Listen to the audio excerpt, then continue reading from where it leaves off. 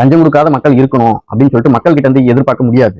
ஏன்னு தெரிஞ்சுக்கங்க, லஞ்சம் கொடுக்குற மக்கள் இதுல ஏதோ ஒரு காரணத்துக்காக தான் லஞ்சம் கொடுப்பாங்க. உதாரணத்துக்கு அவங்க கிட்ட இருக்கிற டாக்குமெண்ட் சரியா இல்லாத இருக்கலாம். ஒண்ணுத்துல ஒரு ப்ரூஃப்ல ஒரு மாதிரி பேர் இருக்கலாம், இன்னொரு ப்ரூஃப்ல இன்னொரு மாதிரி பேர் இருக்கலாம், இல்ல 10 டாக்குமெண்ட் தேவைன்னா அதுல ஏதோ ஒண்ணு இல்லாத இருக்கலாம். ஸோ அந்த நேரத்துல அவனுக்கு வேலை ஆகணும். ரெண்டாவது, ரொம்ப நேரம் லேட் பண்றது, எனக்கு சீக்கிரம் வேலை ஆகணும், அதனால நான் வந்து காசு கொடுத்து வேலையை முடிச்சுக்கிறேன். மூணாவது, போதிய அறிவு இல்லாது, என்ன டாக்குமெண்ட் வேணும், எப்படி வைக்கணும், யார்கிட்ட கொடுக்கணும், எத்தனை டைம் போயிட்டு வரணும், ஃபர்ஸ்ட் விஏஓ கிட்ட வாங்கணுமா, ஆர்ஐ கிட்ட வாங்கணுமா, தாலுக்கா ஆஃபீஸ்ல வாங்கணும், இதெல்லாம் எங்க இருக்குன்னு எனக்கு தெரியாது. அதாவது தெரியாதனால சரி காசு கொடுப்போம், அவங்க முடிச்சு கொடுத்துருவாங்க அப்படின்னு கொடுக்குறது. இன்னொன்னு, என்கிட்ட எதுவும் இல்லை, நான் ஏமாத்தி தான் வாங்குறேன் அப்படின்னு தெரிஞ்சே லஞ்சம் கொடுத்து வாங்குறது.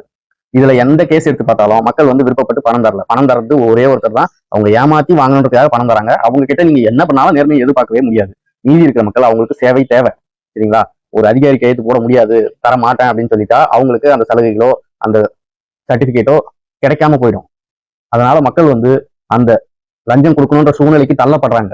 இந்த இடத்துல மக்கள் கிட்ட நீங்க நேர்மையை எதிர்பார்க்க முடியாது. ஆனா நேர்மையை எதிர்பார்க்கலாம் எந்த இடத்துலன்னா, ஓட்டுக்கு பணம் வாங்குறாங்க பாத்தீங்களா, அந்த இடத்துல மக்கள் கிட்ட தான். மக்கள் தான் அந்த இடத்துல நேர்மையா இருக்கணும். ஏன்னா அங்க மக்கள் தான் கொடுக்குறவங்க கிட்ட கை நீட்டி வாங்குறாங்க.